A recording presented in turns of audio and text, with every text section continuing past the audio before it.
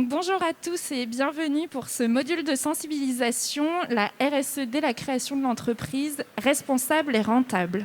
Alors, on est ensemble pendant 45 minutes pour introduire plutôt un atelier qui a été conçu dans le cadre de la plateforme RSE.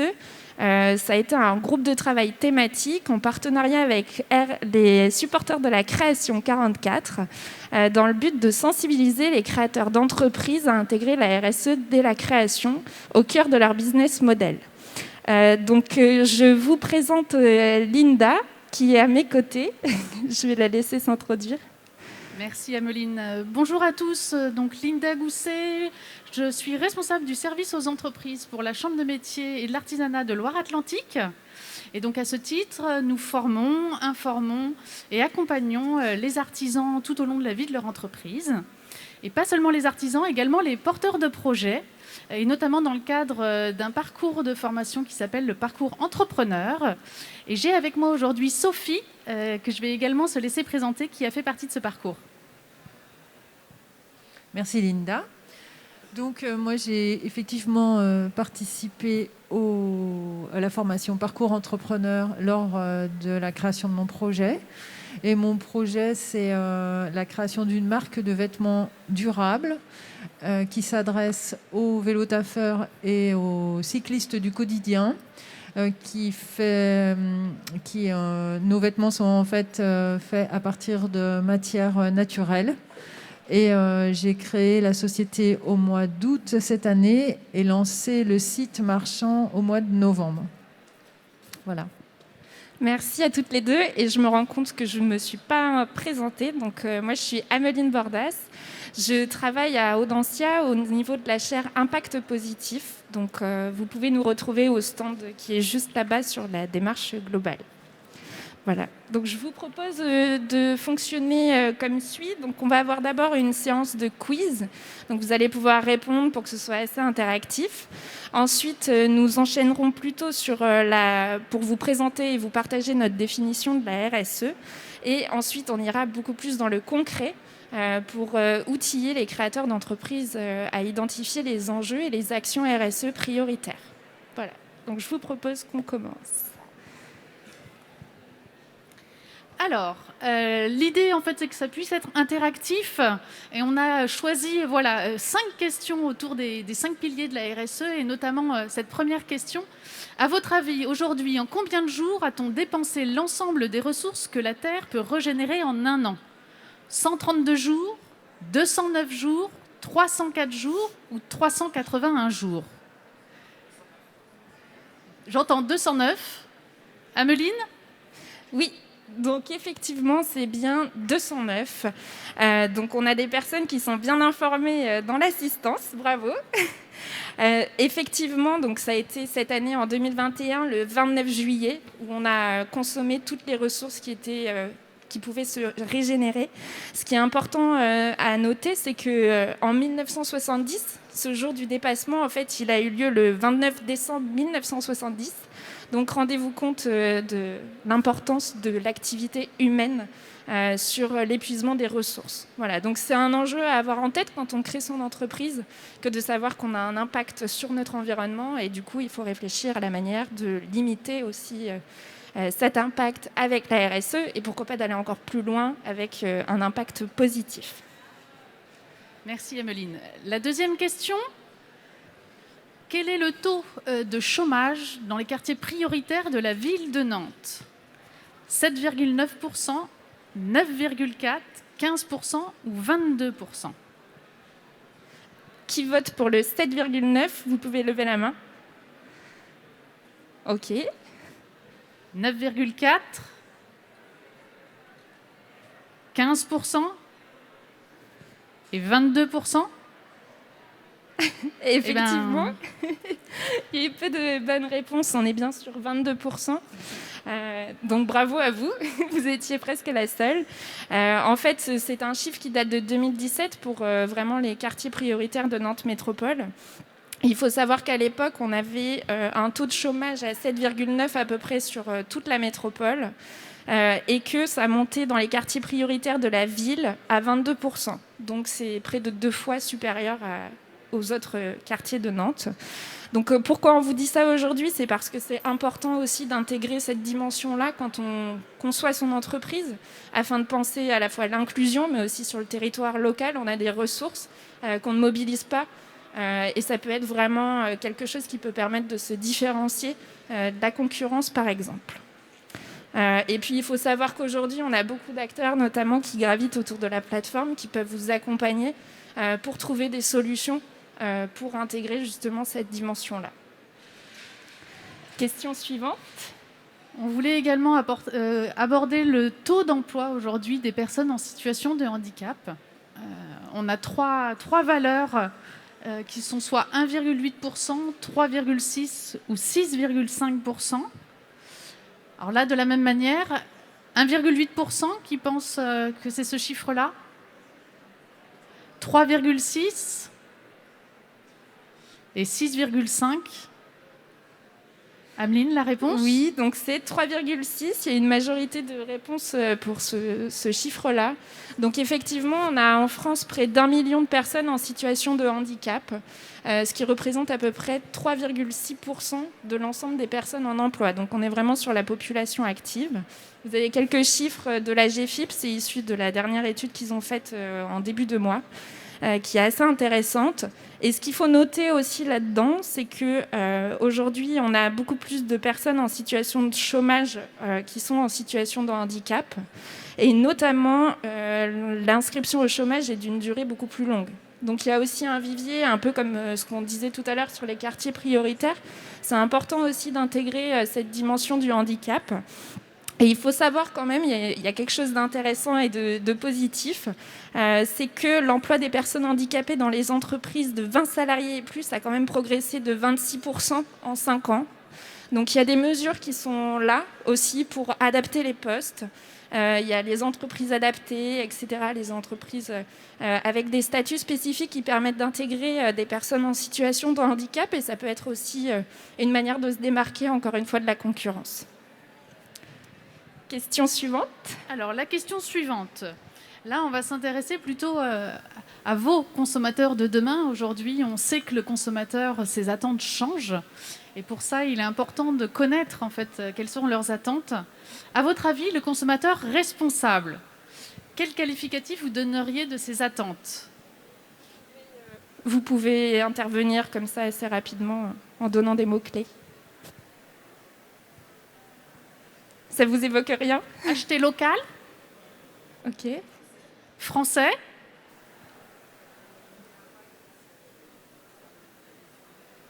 Éviter l'impact sur les gaz à effet de serre? Ok. Anti-gaspillage? Diversité? Par ici? Moins d'emballage?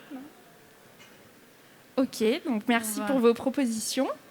Donc effectivement, aujourd'hui, il y a beaucoup d'attentes de la part des consommateurs. On parle souvent maintenant de consommateurs citoyens, consommateurs, etc. Ce sont aussi des termes qui montent. Donc là, on vous a mis quelques mots-clés tels que la transparence en termes de communication sur ses impacts, aussi l'inclusion, l'éco-conception, le bio pour peut-être un peu plus l'alimentaire ou la mode, la seconde main, le local.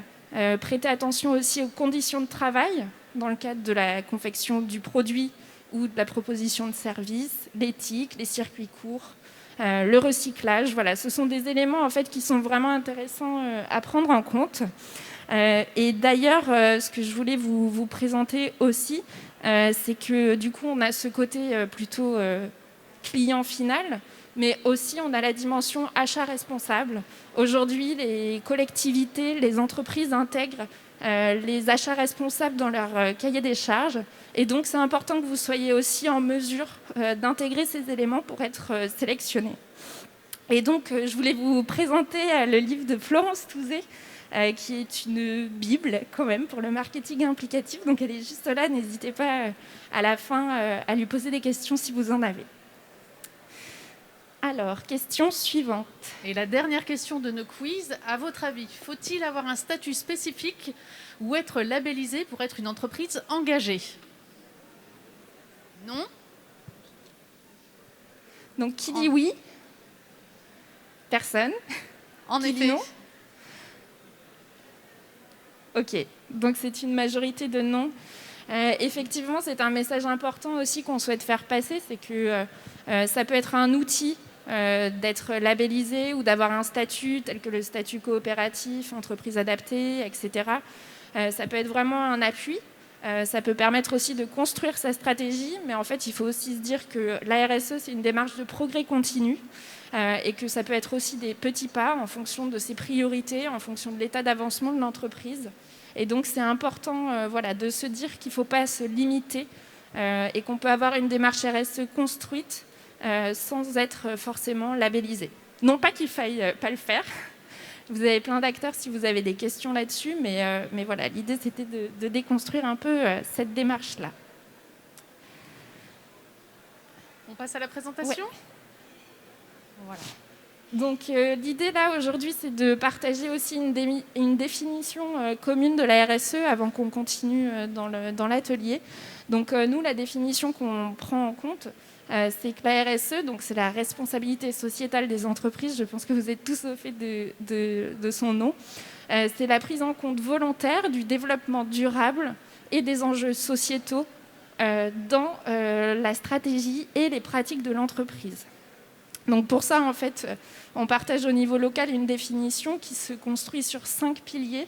Donc le pilier social, économique, la gouvernance, le territoire et l'environnement. Donc on va rentrer un peu plus en détail par la suite. Mais en tout cas, nous, ce qu'on veut faire passer comme message, c'est qu'en pratique, la RSE, c'est une grille de lecture qui permet de répondre à ces enjeux planétaires qu'on a balayés très très rapidement tout à l'heure. Mais c'est aussi être économiquement viable. C'est important d'avoir ça en tête. Ce n'est pas qu'une contrainte. La dernière fois, j'ai animé un atelier et en fait, on m'a dit « non, c'est une contrainte ». Et non, ce n'est pas le cas. Ça peut être aussi un levier de performance. Et donc aussi, la RSE, c'est savoir ce qu'on ne fait pas. Je donne souvent l'exemple d'employer des enfants. Chez nous, c'est assez logique en France, mais c'est important aussi d'avoir ça en tête quand on choisit ses fournisseurs. Il manque des choses, c'est pas grave. Et donc aussi l'idée ici, c'est de... Ah oui, pardon. On va en profiter pour avoir le témoignage de Sophie, justement, par rapport à ces 5 piliers de la RSE. La première question, Sophie, tout simplement, qu'est-ce qui vous a amené déjà à lancer votre propre entreprise ? Quelle a été la démarche ? Est-ce qu'il y a eu un événement ou un élément déclencheur ou c'était une volonté depuis longtemps déjà que vous aviez ? Alors en fait, il y a plusieurs éléments. Il y a dans un premier temps mon parcours professionnel où j'ai exercé dans la gestion et puis ensuite dans la gestion. Ensuite, je suis partie... ça y est.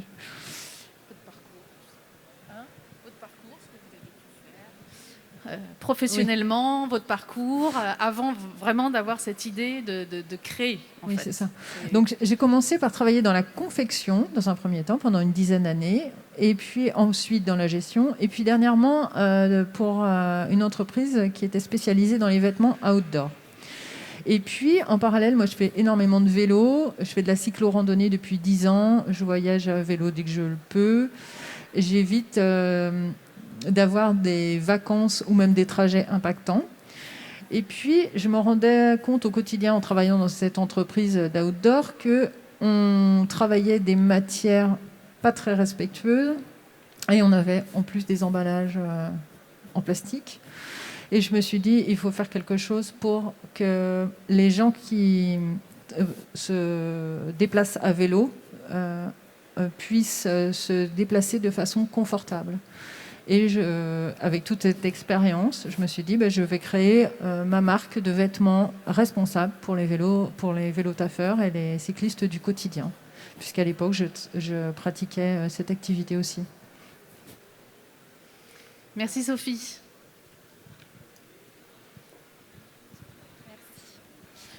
Donc, comme vous pouvez le voir avec l'exemple de Sophie, l'idée c'est d'avoir une démarche aussi de progrès continu.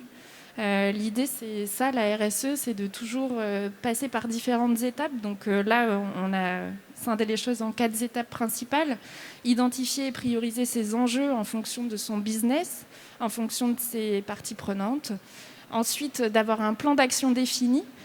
Donc Sophie pourra en dire plus par la suite sur la manière dont elle a intégré justement tous les éléments de la mode responsable, du Made in France, du choix des matières, de la confection. Et puis après, de travailler avec ses parties prenantes aussi, de manière simultanée, pour identifier quelles sont leurs attentes et de savoir aussi comment y répondre. Et donc là, il peut y avoir des stratégies de coopération. Et puis ensuite, de pouvoir valoriser aussi ses impacts.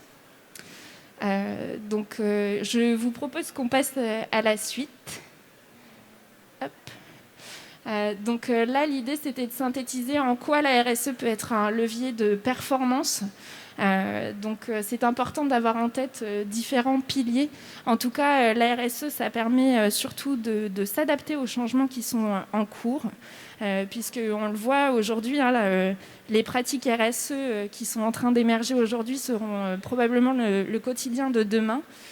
Par exemple, le bio, si on regarde l'essor qu'il a eu aujourd'hui, on voit que ça devient une pratique assez commune. On voit aussi que ça permet de stimuler l'innovation. Donc Sophie en est aussi l'exemple, puisqu'elle participe à travers son projet à redynamiser la filière et le savoir-faire français en termes de confection textile, par exemple. Donc ça permet vraiment de se différencier de la concurrence et d'innover dans l'éco-conception, par exemple. C'est aussi un levier de performance financière, puisque aujourd'hui, on le voit, il y a de plus en plus de financements qui sont conditionnés à certaines pratiques du type des financements à la création, par exemple, des sortes de bourses, mais aussi de se faire remarquer dans un certain écosystème territorial et aussi de faire des économies. Par exemple, si on réduit ses coûts de transport, ça a un impact important sur la performance financière. On a aussi tout ce qui est lié au marketing responsable. Ça permet de gagner en visibilité, de donner du sens aussi aux clients qui achètent, de se dire qu'on fait un choix. C'est un peu ce qu'on disait tout à l'heure avec le consommateur citoyen. Et puis aussi d'intégrer un écosystème porteur. On l'a vu pendant la crise. Ça peut permettre effectivement à certaines entreprises de survivre un peu mieux. Voilà. Je te laisse. Oui. Et donc, si on reprend l'expérience de Sophie, ce qui est intéressant, c'est de se dire, dans cette phase de création, justement, comment vous avez intégré la RSE dans votre business model ? Parce qu'on parlait tout à l'heure d'entreprise viable. Donc, comment on intègre, en fait, un produit responsable avec une entreprise rentable ? Alors ça, c'est un défi. Alors déjà, dans ma démarche, au tout départ, je n'avais pas du tout conscience que je faisais de la RSE, puisque tout était quelque part évident dans la façon de créer les produits. Il ne fallait pas que ça soit impactant. Il fallait que nos vêtements soient durables et non jetables.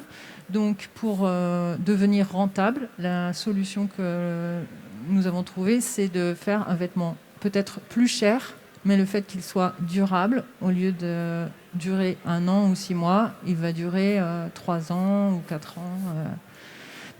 Nous avons mis vraiment tout en œuvre pour éviter de jeter, tout simplement. Et auprès de quel partenaire vous vous êtes appuyé, justement ? Alors, les partenaires, on les a... Alors, dans un premier temps, je les ai identifiés parce que je voulais vraiment une matière peu impactante. Et c'est là que j'ai commencé par découvrir que nous étions les premiers producteurs de chanvre. Donc, je me suis intéressée au chanvre. Et puis, en faisant de nombreuses recherches, je me suis aperçue que tout le chanvre français est envoyé en Asie et qu'il revient en France. Il est tricoté ou tissé, et c'est à ce moment-là qu'on met Made in France, mais il a déjà fait le tour de la planète. Donc je trouvais que ça n'avait pas de sens. Ça venait pas... ça ne faisait pas partie de mes valeurs. Donc je me suis intéressée au lin. Et là, je me suis rendu compte que la fibre de lin avait les mêmes propriétés à quelque chose près du chanvre. Et j'ai cherché à trouver la filière entière du liniculteur. Donc, le liniculteur, c'est celui qui cultive le lin jusqu'au confectionneur, pour que le plus loin que l'on aille, c'est pour faire tout ce qui est filature. Donc là, c'est fait encore en Pologne, mais tous les autres acteurs, tous sont français. Donc du liniculteur, en passant par le tailleur, en passant par le tricoteur et le confectionneur, qui est même à Clisson, tout près d'ici, à 30 km. D'accord. Merci beaucoup, Sophie.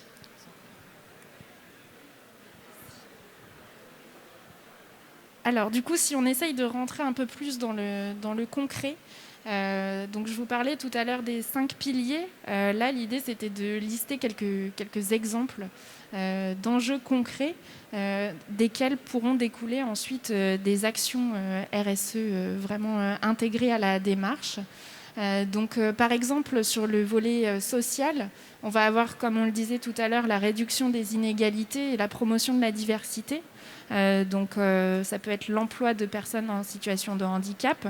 Il y a par exemple l'entreprise MAPOM qui s'est lancée et qui travaille avec des personnes autistes, donc qui s'est engagée auprès d'une association pour pouvoir ensuite employer ces personnes-là. Donc c'est assez intéressant, puisque pour elles, c'est un vrai levier de performance et d'intégration. Et les personnes autistes aujourd'hui rencontrent beaucoup de difficultés, par exemple, pour être employées. Donc c'est très intéressant. On a aussi tout ce qui va être lié à l'harmonisation des temps de vie. Aujourd'hui, il y a beaucoup de demandes de la part des personnes qui souhaitent travailler. Donc c'est important aussi de penser à ça. La dernière fois, dans un atelier, il y avait l'entreprise L'Art du Propre qui vient de se créer et qui notamment emploie des personnes qui sont femmes de ménage en temps complet, puisqu'en fait, ce métier-là est très, très haché de manière classique, dans des entreprises, de grosses entreprises, avec des temps de trajet qui ne sont pas comptabilisés, par exemple, dans le salaire. Et donc, pour elle, c'est un vrai levier de performance, et ça fonctionne bien, puisqu'elle a des personnes qui proposent d'employer les femmes de ménage qui sont employées dans d'autres structures. Donc, ça crée vraiment un effet boule de neige qui est très, très pertinent. Ensuite, sur le volet économique, j'en parlais tout à l'heure, je vais peut-être moins m'appesantir, mais sur la fidélisation des clients, c'est important aussi, c'est ce que disait Sophie, hein, l'idée c'est que si on achète un t-shirt et qu'au bout de 4-5 lavages, il est complètement abîmé, peut-être qu'on ne va pas refaire ce choix-là et qu'on va plutôt opter pour un vêtement plus durable, quitte à le changer tous les 3 ans par exemple. Ensuite, sur la gouvernance aussi, c'est une grande question sur le statut juridique, c'est ce qu'on disait en introduction. C'est important de réfléchir à son statut en fonction de son activité. Il y a beaucoup de personnes qui peuvent accompagner les créateurs d'entreprises justement dans le choix, puisque aujourd'hui il y a le statut par exemple de coopérative, mais est-ce que c'est pertinent dans le choix que vous souhaitez faire ? Il y a un volet social très fort, mais est-ce que il faut se poser les questions sur les tenants et les aboutissants, par exemple. Et puis aussi sur la mobilisation des parties prenantes, se demander comment on inclut ces parties prenantes dans ses réflexions, dans sa stratégie. C'est important de se dire, est-ce qu'on fait des réunions régulièrement ou est-ce qu'on les intègre dans un comité des parties prenantes pour qu'ils puissent aussi challenger l'entreprise. Après, sur le volet du territoire, on en a aussi beaucoup parlé sur la réduction des freins à l'emploi et faciliter l'accès à l'emploi. Donc, il y a beaucoup de choses aussi qui peuvent être faites et de s'insérer aussi dans l'éducation, la formation. On a des entreprises qui vont mettre en place aussi des manières pour valoriser leur activité, faire des visites dans une ferme, par exemple. Il y a tout un volet de pédagogie à l'environnement. Et puis, sur le pilier plutôt environnemental, on va avoir aussi l'éco-conception qui est vraiment intéressante, les mobilités durables. Donc, je pense que je vais laisser la parole à Sophie aussi pour qu'elle puisse un peu plus expliquer toute sa démarche. Exactement, ça va être l'une de mes premières questions. C'est que Sophie, justement, parmi ces 5 piliers, quel est celui sur lequel vous avez le plus avancé aujourd'hui ? Alors moi, je dirais que c'est sur le territoire, par la recherche des partenaires vraiment locaux. Donc, pour être sûr de ne pas être impactant, notre matière est cultivée en Normandie. Notre filature est faite en Pologne, comme je vous le disais tout à l'heure. Après, nous récupérons le fil qui, lui, est tricoté du côté de Troyes dans une entreprise qui a une démarche environnementale depuis plus de 20 ans. Et notre teinturier est labellisé Eau Ecotex, c'est-à-dire qu'il n'y a aucun impact sur l'environnement et l'humain. Et ensuite, nous faisons la confection à Clisson, ce qui nous permet d'être vraiment le plus court-circuit qu'il existe aujourd'hui dans la création de vêtements et la confection. Et comment vous avez eu connaissance justement de ces fournisseurs, etc. Comment vous êtes renseigné? Alors en fait, j'ai fait des recherches sur Internet et puis j'ai eu la chance de participer à un événement qui a lieu tous les ans en Normandie, du côté d'Evricy, qui s'appelle la 7e rencontre du lin et du chanvre bio. Et à cette rencontre, il y a 5 ans, ils étaient 50 et je crois que cette année, on était 350. Et il y avait vraiment, c'était très très intéressant parce qu'il y avait le cultivateur qui expliquait toutes les problématiques de la culture du lin. Après, on avait le tailleur qui nous expliquait comment le fil travaille, comment il faut faire des assemblages, comme on le fait avec le vin pour réussir à avoir une fibre bien lisse et qu'on puisse travailler derrière. Et donc, qui, une fois filé, va permettre de faire un vêtement durable. Et puis, il y avait aussi le tricoteur, les confectionneurs, les tisseurs, donc vraiment des savoir-faire français qu'on avait oubliés, je dirais, et qui sont tous en train de travailler ensemble pour vraiment relocaliser toute la confection en France. Et justement, et maintenant, parmi toujours ces 5 piliers, quel est celui sur lequel vous avez besoin de continuer à travailler, j'ai envie de dire, lequel vous voulez approfondir? Ouais. Alors, celui que j'aimerais approfondir, c'est vraiment faire reconnaître notre produit pour lui donner le faire référencer sur des plateformes comme Clear Fashion, pour vraiment prouver à la clientèle intéressée, à tous nos vélotaffeurs et futurs, on l'espère, donner de la crédibilité au produit final. Et puis ensuite, on aimerait aussi revaloriser nos déchets parce que le fait de couper des vêtements dans du tissu, ça engage des chutes. Et nous, on a encore la chance, c'est que nos chutes, elles sont compostables, puisqu'il n'y a aucun produit chimique grave. Mais on aimerait quand même, avant de les composter, voir si on peut en faire quelque chose d'autre que de les jeter. Ok. Il y a peut-être des questions dans l'assistance qui souhaiteraient être posées à Sophie sur cette création d'entreprise. Sinon, je redonne la main à Ameline. Bonjour, vous avez beaucoup parlé de la filière et de la fabrication. En termes de distribution, vous envisagez quelle modalité de distribution? Alors, dans un premier temps, je vends principalement par Internet, puisque je produis peu. J'ai des contraintes industrielles importantes, donc je produis peu aussi dans un souci de ne pas produire trop. Et puis je vends principalement par Internet. Et j'ai choisi par contre de faire tous les emballages, il y a 0 plastique. Les emballages sont biosourcés et recyclables. On a du papier de soie, on a du carton recyclable et après on travaille avec des partenaires comme Raja qui est lui aussi une démarche environnementale importante et puis Colissimo qui est notre principal transporteur pour son engagement zéro carbone.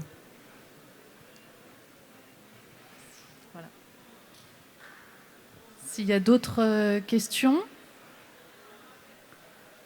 Sinon, Ameline, je te laisse reprendre la main. Merci.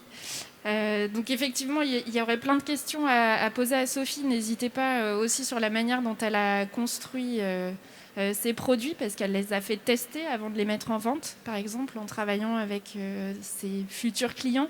Ça, c'est une démarche super intéressante. Je ne sais pas si tu veux dire deux mots à ce sujet. Oui. Merci. En fait, entre l'idée du produit où moi et mon mari, parce qu'on est cofondateurs tous les deux, on est utilisateurs du vélo au quotidien et donc on avait ce besoin de proposer aux gens un vêtement qui soit portable, aussi bien sur son vélo qu'au boulot, et qui évite de se changer quand on arrive, parce qu'on n'a pas tous la chance d'avoir une douche ou un moyen de se changer en arrivant. Et on a voulu faire quelque chose, un vêtement chic et éthique. Et du coup, comment vous avez fait pour faire tester Et donc, comme nous, on était convaincus, mais on voulait le faire tester auprès d'autres personnes, on s'est rapproché de cyclo-entrepreneurs nantais et vélo-taffeurs au quotidien, à qui on a fait essayer la matière pendant 3 mois. Et après, on a fait un retour sur leur ressenti et ça a validé ce qu'on avait ressenti, nous, avec la matière en la portant au quotidien. Et ce qui est assez incroyable, c'est qu'aujourd'hui, on nous vend le lin comme... Effectivement, on est les premiers producteurs mondiaux, mais d'un autre côté, on ne nous parle pas de tout l'aspect technique qu'a le lin au niveau antibactérien. Ça ne retient pas les odeurs, donc quand on fait du vélo, c'est plutôt agréable. Ça sèche très vite. Donc c'est le bon compromis entre un vêtement coton qui reste froid quand on a pédalé et un vêtement synthétique qui n'est pas toujours agréable à porter pour soi et pour les collègues quand on a bien transpiré. Donc là, c'est la solution idéale. Je vous conseille de le tester. Merci Sophie. Donc je vous propose qu'on conclue cet atelier parce qu'on arrive au terme. Je souhaitais juste vous préciser que là, en fait, c'est un condensé extrêmement réduit de l'atelier que nous avons conçu dans le cadre de la plateforme RSE et du groupe de travail RSE de la création. À la base, c'est un atelier qui dure 2 heures où il y a vraiment de la co-construction, de l'échange entre les entrepreneurs et créateurs qui y participent, ce qui permet vraiment d'identifier des activités qu'on n'aurait pas, des actions RSE qu'on n'aurait pas forcément intégrées naturellement. Et puis aussi, ça permet de réseauter. Donc voilà, c'est assez intéressant, c'est gratuit. Le prochain atelier, il se tiendra à Nantes, principalement, je pense, à Audencia Bachelor, donc à côté de la Maison de la Création. Donc il aura lieu le 26 janvier. Je vous invite vraiment à y participer. N'hésitez pas à me contacter si vous voulez plus d'informations. Je pourrais vous en dire plus ou on pourra échanger à la fin. Donc n'hésitez pas aussi si vous avez des questions à nous les poser. Et je crois que j'ai tout dit. Est-ce qu'il y a des questions ? Peut-être aussi il y a des témoignages. J'imagine qu'il y a des entrepreneurs parmi nous. Donc n'hésitez pas aussi à partager votre expérience, puisque c'est souvent à travers l'expérience d'autres entreprises qu'on arrive à s'inspirer. Et c'est d'ailleurs ce qu'on fait dans l'atelier, puisqu'on parle notamment d'entreprises locales. On a une 30aine d'entreprises qu'on met en avant sur chaque pilier. Il y a notamment l'atelier Popote qu'on met en avant et j'ai vu qu'ils étaient à l'entrée. Donc n'hésitez pas aussi à les solliciter pour savoir quelle est leur démarche globale. Puisque pour le coup, il y a de l'inclusion, de l'éco-conception des bâtiments. Enfin voilà, il y a beaucoup de choses qui sont réfléchies, du circuit court. Et c'est vraiment un levier de performance puisque toutes ces entreprises grandissent assez vite. Voilà. Un peu. Tu veux dire un mot ? Simplement, on va rester disponible avec Sophie si des personnes sont intéressées d'échanger avec elle. Et on va clôturer notre atelier. Oui. Merci beaucoup.